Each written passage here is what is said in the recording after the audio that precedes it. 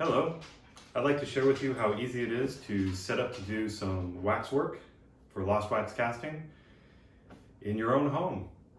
Let's get started. Hi Django. If you hear a little bit of noise in the background, like a little bit of clicking around, that's Django. This is our dog. Yeah, he's 14 and a half years old. He's got a little bit of arthritis, but he is sure that it is time to eat, even though it's not. So he still loves his food. First thing when you set up your space, if it's just at a regular table like this, make sure you've got an adjustable chair or some way to raise up your work area so that you don't hurt your back and your neck.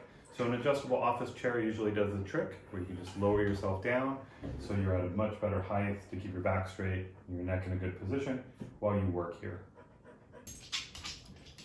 This is a bench pin. You can use them for sawing and filing when you make regular jewelry, when you fabricate. It's also super handy as a workspace for when you're doing wax work to carve around, because you can get your hands around it. So I've got that clamped to my tabletop with a wood clamp style clamp. So this has a plastic bottom down here so it doesn't hurt my table. And it has like a nice wide jaw so I can get a good grip on this. I've even padded it up with a block of wood.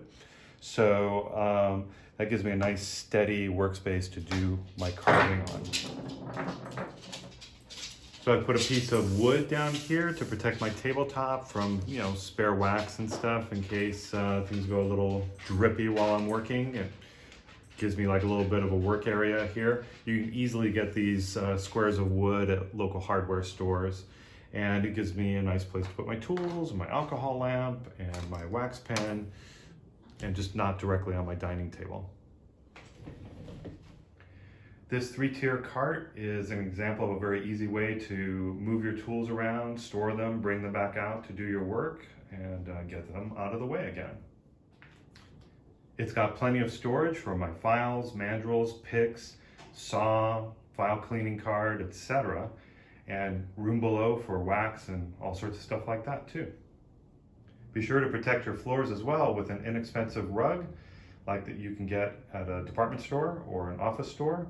Just something to catch those accidental drippings again, just in case you get a little sloppy. Well, I hope now you see how easy it is to set up to do wax work in your house. You make your wax models and then you send them out to casters if you don't have your own setup to cast for you and make molds and reproductions.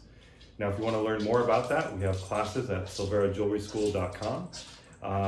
Workshops that we have at our school, and we also have online classes that you can take as well in the comfort of your own home with your own studio setup. Hope you enjoyed the video. Thanks very much for watching.